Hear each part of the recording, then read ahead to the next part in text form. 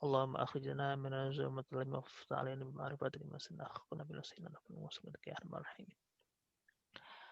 Qala al-mu'allifu rahimahullah ta'ala wa nafa'ana bihi ulmi fid dharaini amin ya rabbal alamin. Fa inni ta'ammaltu fawajadtu fihi asyara afatin. Maka sungguhnya diriku telah memikirkan, lalu aku menemukan di dalamnya ada asyra afatin, ada 10 potensi keburukan atau musibah dalam masalah berlebihan dalam makan ya. Hunna, yang demikian itu, yang 10 hal tersebut, usulun fi hadza sya'ani, adalah berbagai dasar, berbagai macam pokok dalam masalah ini. Dalam masalah kelebihan makan ini.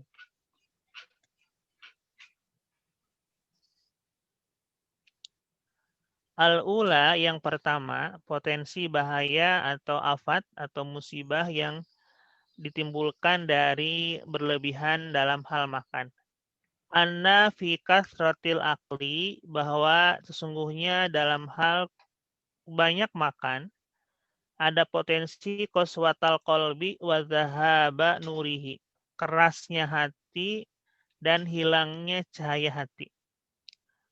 Ruwiyat telah diriwayatkan anin nabiyyi sallallahu alaihi wasallam, dari baginda Kanjeng Rasul sallallahu alaihi wasallam, annahu qala, bahwa beliau pernah bersabda, la tumitul qalba bi kasratil ta'ami.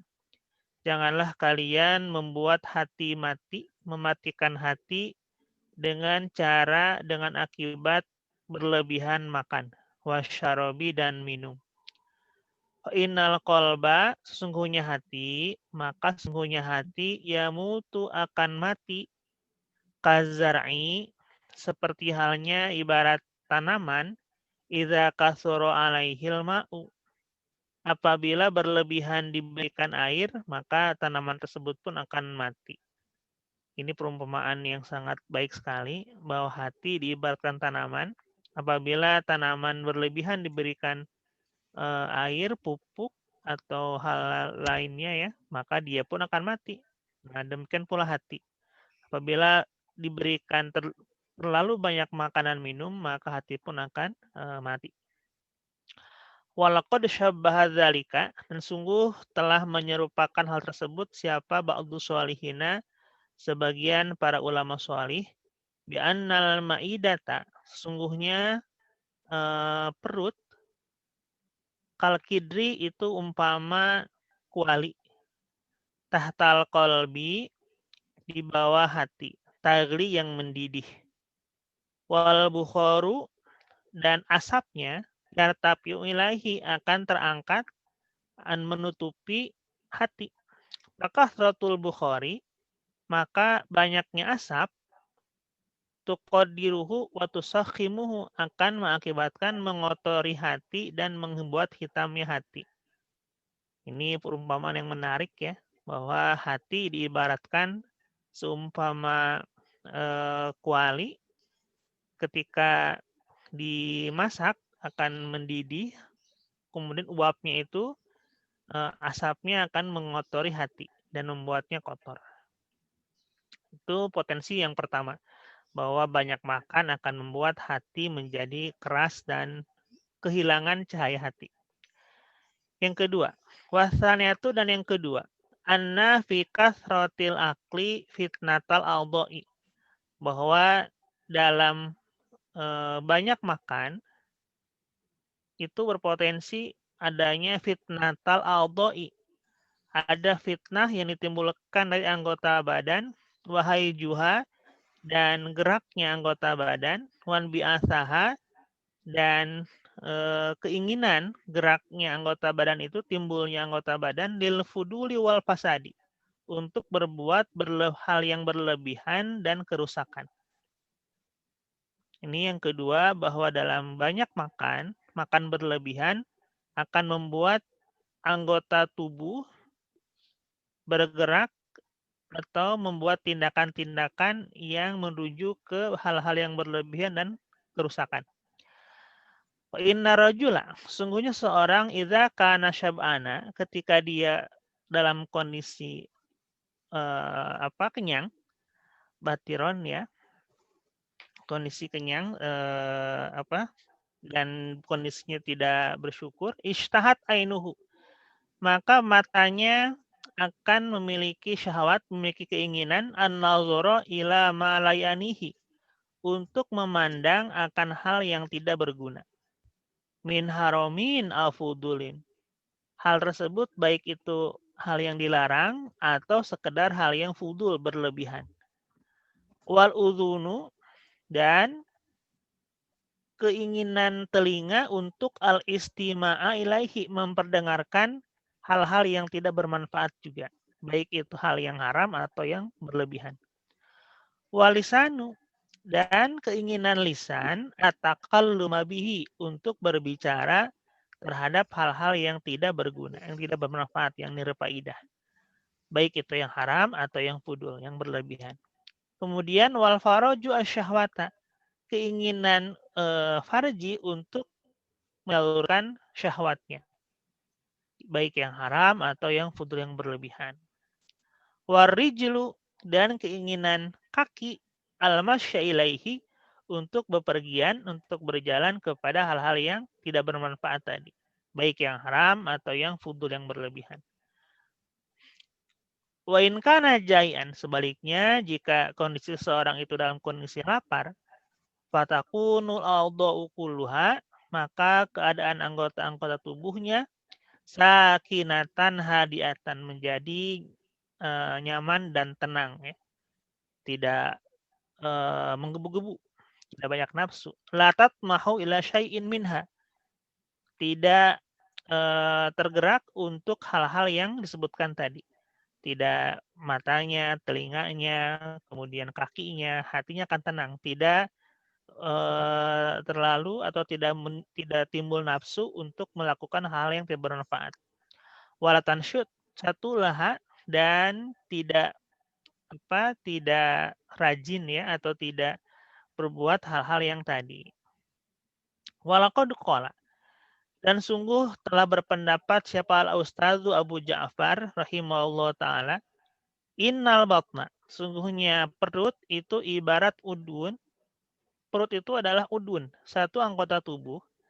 In ja'a, jika merasa lapar, siapa huwa, itu si perut, syabba'a, maka akan kenyang sairul a'dha'i, anggota tubuh yang lain. Jika perut itu lapar, maka anggota tubuh yang lain akan diibaratkan kenyang. Tangan, mata, telinga tidak akan berbuat hal-hal yang nirfaidah, yang bermanfaat.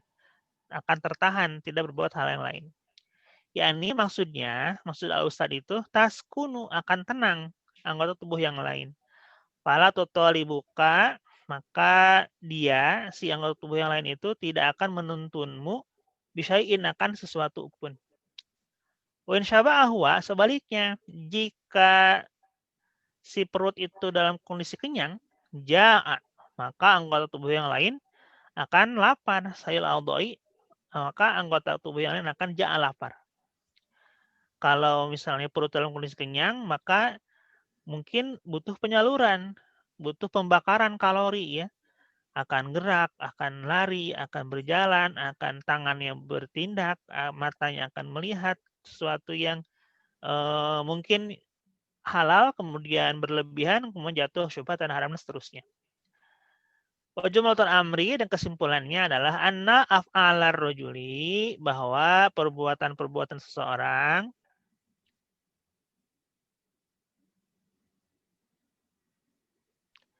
wa aqwalahu, dan ucapan-ucapannya ala hasabi ta'amihi wa syarabihi, itu sesuai dengan ukuran makan dan minumnya. Indah kholal haramu, jika yang masuk dalam dirinya itu adalah makanan dan minuman yang haram, kharajal haramu, maka outputnya, keluarnya pun berupa yang haram.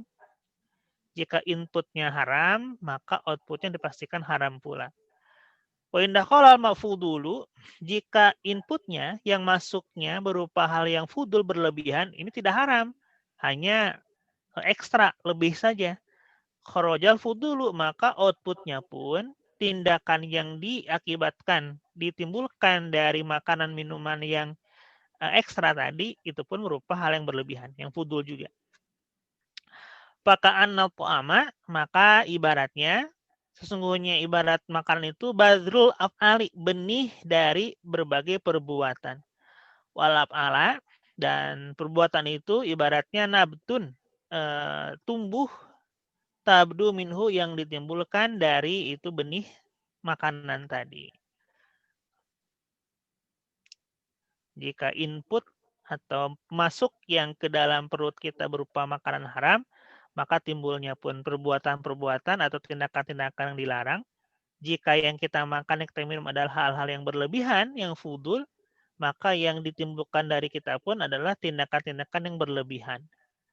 Itulah ulama di sini Imam Al-Ghazali mengibaratkan makanan seperti halnya benih. Maka buahnya adalah tindakan, perbuatan.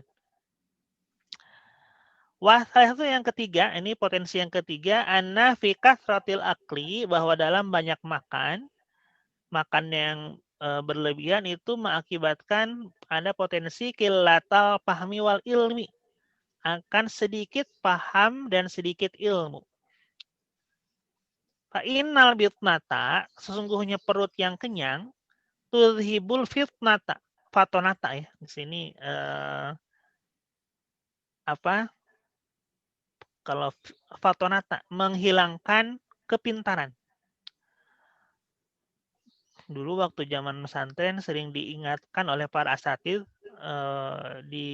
mengenai bagaimana seorang santri ketika ingin menggapai keilmuannya di dalam riyadhahnya atau latihannya, dibiasakan untuk berpuasa ya, karena ini tadi sedikit kalau sedikit makan akan mudah untuk fatonah pintar.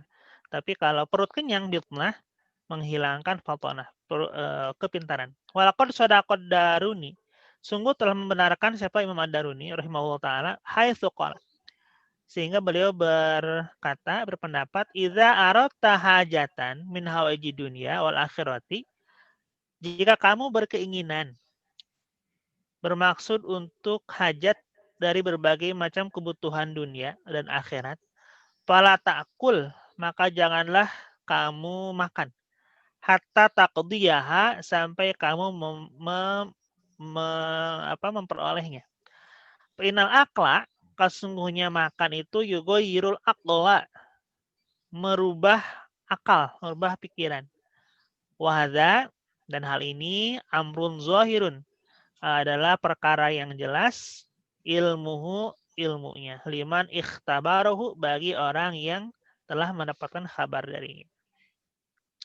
Kita telah mendengar berbagai kisah, berbagai hikayat yang dipercaya bahwa di antara para kiai, para asatidz, para ulama, ketika beliau berhajat sesuatu itu selalu dengan diiringi berpuasa ya. Selalu diiringi dengan menyedikitkan makanan minum atau berpuasa. Nah, ini memang ajaran ulama ya. Ketika ingin hajatan, ketika ingin sesuatu, baik itu keinginan dunia atau akhirat, maka pala takul. Nah, maka sungguh diajarkan untuk la takul, untuk berpuasa, tidak makan. Ya. Warab itu ada yang keempat, potensi dari banyaknya makan. Anna fi kasratil akli, bahwa dalam hal banyak makan itu qillatal ibadati. Ada potensi bahaya, yaitu sedikit ibadah. Fa inna aktsarul insa, fa in aktsaro. Maka jika al-insanu, seseorang, aksaro, melebihkan al-akla, makan, memperbanyak makan, sakula, akan berat badannya. Ini jelas ya, logis sekali. Tambah makan, tambah banyak makan minum, maka berat badannya pun akan naik. Massa badannya massa otot, massa daging, massa lemak, dan lain sebagainya akan naik. Mungkin juga kadar gula atau dan lain sebagainya. Potensi-potensi ini akan naik. Wa ghalabathu ainahu. Dan matanya pun akan berat, cepat ngantuk, ya, cepat tidur. Wafatarat a'dha'uhu. Dan anggota-anggota tubuh lainnya jadi lemas, jadi lemah ya. Artinya malas bergerak, jadi malas. Fala yaji'u minhu syai'un. Maka tidak akan datang dari perut yang kenyang tadi, dari tubuh yang berat tadi sedikit sesuatu pun. Wanijtahada, walaupun dia bersungguh-sungguh, walaupun punya keinginan kuat untuk bergerak, untuk beribadah, tetapi karena kondisi tubuhnya berat, kondisi massa tubuhnya misalnya susah bergerak karena tadi berat badannya berlebihan, walaupun dia bersungguh-sungguh ingin ibadah, sulit ya, karena terhalang tadi oleh berat badannya yang tinggi. Ilan nauma, kecuali tidur saja, karena berat badannya ini tadi ya tidak ideal ya, maka ya kalaupun ingin ibadah nggak bisa, cepat ngantuk, malas timbulnya, jadi ya tidur aja.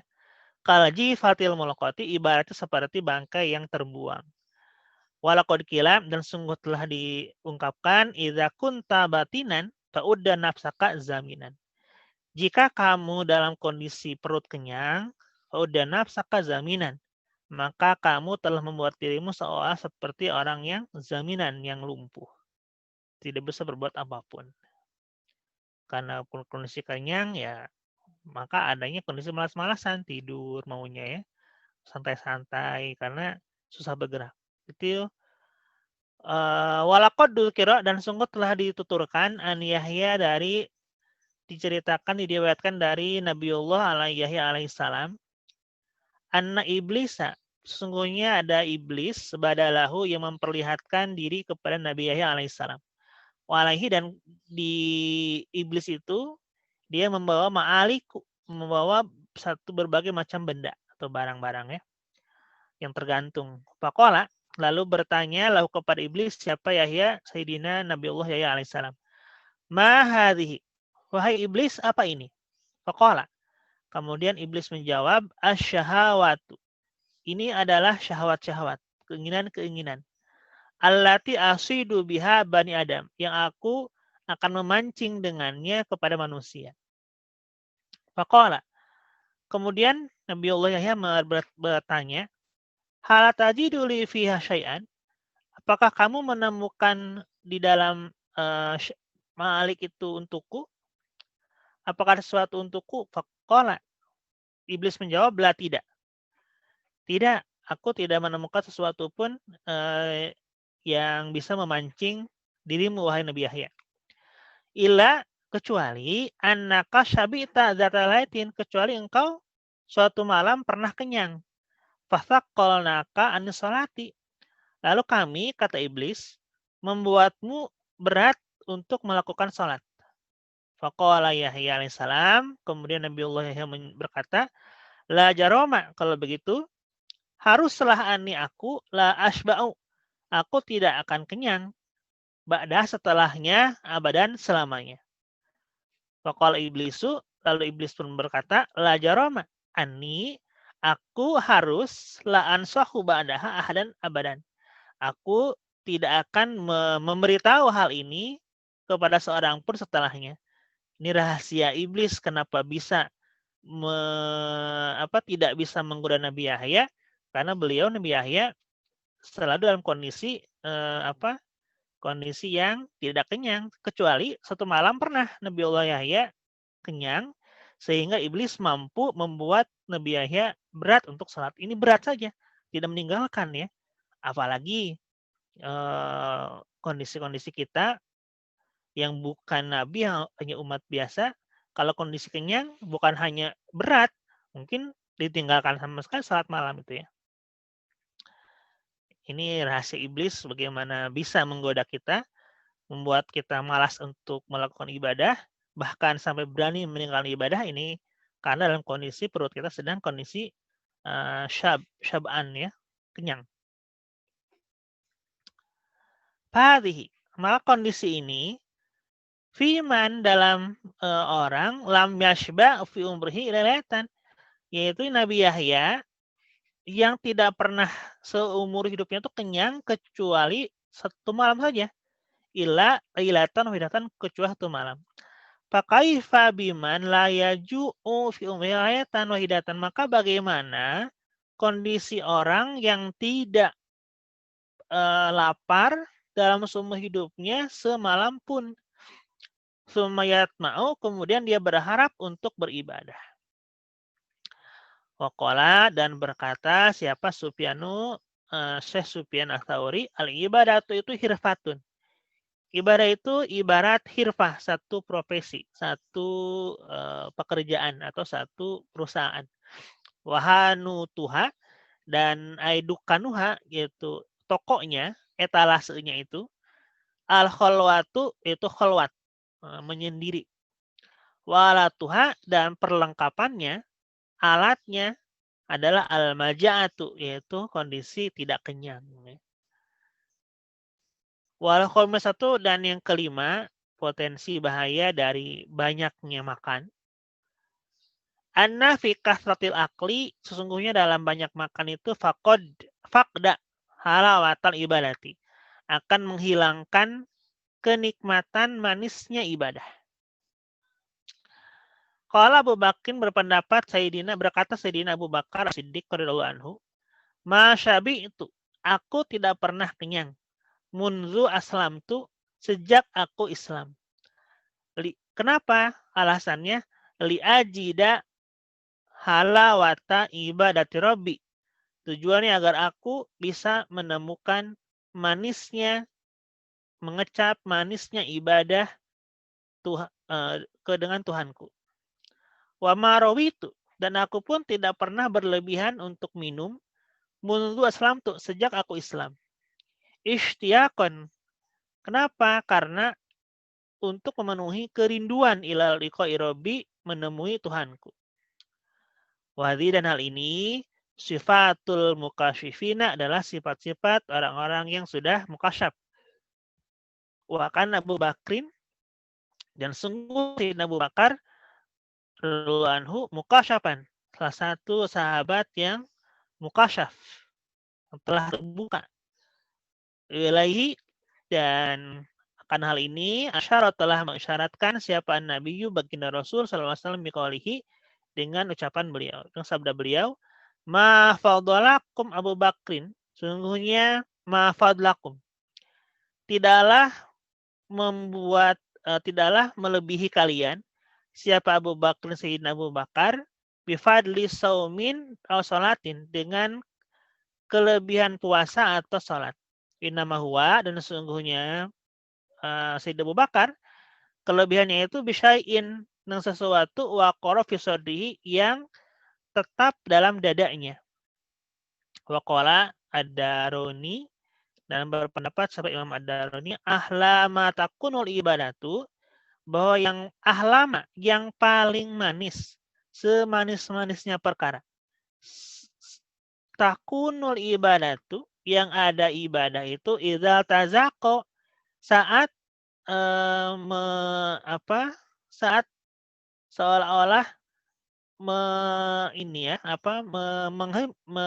menyempit jarak batni perutku bisa dengan punggungku.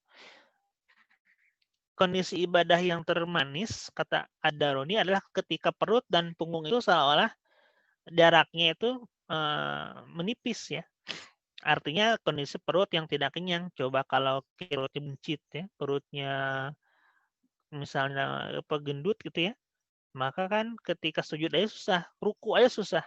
Perut dan punggung seolah jaraknya jauh. Nah, tapi kalau ketika kondisi yang tidak kenyang, nah ini kondisi yang diibaratkan oleh Imam Ad-Daruni, ini ibadah yang paling manis ketika perut dan punggung ini seolah-olah menyatu ya, seolah lapisannya itu tidak jauh jaraknya. Itu potensi yang kelima, bahwa perut kenyang, kelebihan makan dan minum menghilangkan nikmatnya beribadah. Wasalisatu, dan yang keenam, an-nafihi, bahwa dalam hal makan yang banyak, berlebihan makan itu khotorol wuqui fi syubhati. Ini akan ada bahaya apa? Bahaya ada timbul keinginan fi syubhati dalam subhat wal harami dan haram. Jatuhnya berbuat subhat dan haram. Li'annal halala, karena sungguhnya hal yang halal layatika tidak akan datang kepadamu illa kutan, kecuali dari kekuatan. Walaqad ruwaina, dan sungguh telah kami meriwayatkan anin Nabi sallallahu alaihi wasallam dari Nabi sallallahu alaihi wasallam al halalu ya'tika ila kutan, bahwa halal itu tidak akan datang kepadamu ila kutan kecuali dengan makanan pokok ya, kutan. Secukupnya. Wal haramu, dan yang haram layatika zujapan. Haram dan haram akan datang kepadamu juzapan berlebihan di sini ya maksudnya. Bahwa haram itu akan datang padamu dengan hal-hal yang berlebihan ya.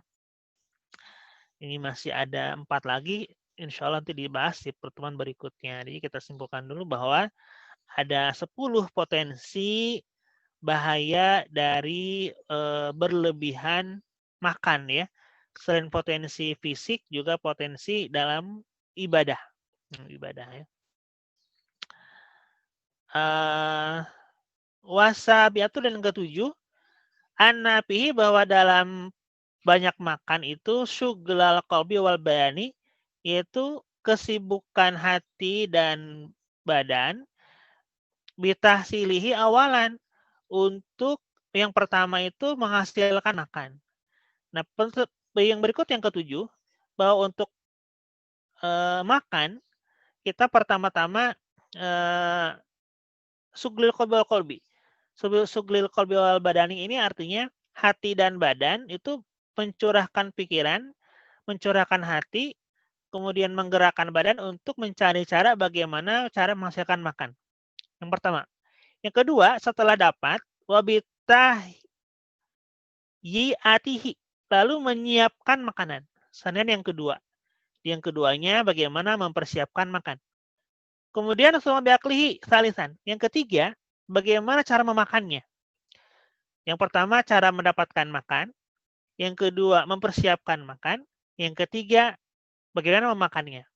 Nah, ini summa bi'ifrogihi, kemudian Robian. Yang keempat adalah bagaimana cara iprogihi setelah selesai makan dan membersihkan atau mengosongkan dari makan. Summa bisalamati minhu khomisan. Lalu yang kelima, salamati minhu, setelah selamat atau selesai dari makan. Nah, ini artinya ada berbagai macam kesibukan yang berkaitan dengan makan, bagaimana memperolehnya, kemudian mempersiapkannya, kemudian setelah selesai makan, ya, biantabdu minhu, bahwa akan muncul dari tersebut dari berbagai kesibukan pra makan, setelah makan, ya, dan pasca makan, pil badani, afatun, penyakit, pil badani dalam badan, bal apatun, bahkan juga berbagai penyakit, wa ilalun, dan berbagai hal-hal yang kondisi tidak sehat. Walaqad qala, dan sungguh bersabda sallallahu alaihi wasallam, aslu kulli da'in, bahwa pokoknya dari setiap penyakit adalah al-barodatu, yakni atuh mata, yakni kerakusan, rakus ya, banyak makan. Wa aslu kulli dawain, dan sungguh pokok dari setiap obat adalah al-azamatu, yakni al-himyata, artinya kondisi yang menahan diri ya, al-azama ini. Tidak berlebihan, mampu memilah dan memilih menahan diri. Ini sungguh bisa dibuktikan ya, kalau banyak makan, banyak karbohidrat, timbulnya gula, banyak yang gurih-gurih, yang asin-asin, mungkin nanti timbulnya tekanan darah tinggi dan lain sebagainya. Wan Malik bin Dinar, dan dari Sayyidina Malik bin Dinar, karena yaqulu, beliau berkata, ya haula'i, wahai orang-orang, laqad ikhtalaftu ilal khala'i, sungguh aku telah pergi ke belakang ya. Maksudnya ini pergi ke WC, ke khala'i, ke WC. hatta staitu sampai aku merasa malu min rabbi dari Tuhanku. Bisa lebih kasratil akli lantaran sebab kebanyakan makan. Faya laita annallaha ja'ala rizki, maka mudah-mudahan saja Allah menjadikan rizkiku fihasotin dalam sebutir pasir. Laita ini harapan yang tidak mungkin ya. Totamani. Semoga saja Allah membuat rizki untukku itu hanya sebutir pasir. Amuswa yang aku bisa menjilatnya. Hatta amuta sampai aku meninggal. Artinya agar aku tidak malu ke WC terus, bukan banyak makan ya. Beliau berharap Allah hanya mencukupkan rizkinya dari pasir saja yang bisa dijilat. Sumala Buddha, lalu maka haruslah pihak jumlati dalam kondisi ini, sejumlah ini mintola dunia dari menuntut atau mencari dunia, watoma'ifin nasi dan berharap dari manusia. Watadi'il waktu dan menyanyiakan waktu bisa babi kahtutul akli lantaran sebab banyaknya makan ya. Wasabinatu wallahu alam bisawab. Masih ada 3 lagi ya. Mungkin insya Allah nanti dilanjutkan oleh Mang Ki Haji Soleh nanti di pertemuan berikutnya. Mudah-mudahan ada manfaatnya, mudah-mudahan kurang lebihnya mohon maaf apabila ada berbagai penyampaian atau logat yang kurang tepat dan masih banyak kekeliruan. Wallahu a'lam bishawab. Wassalamualaikum warahmatullahi wabarakatuh.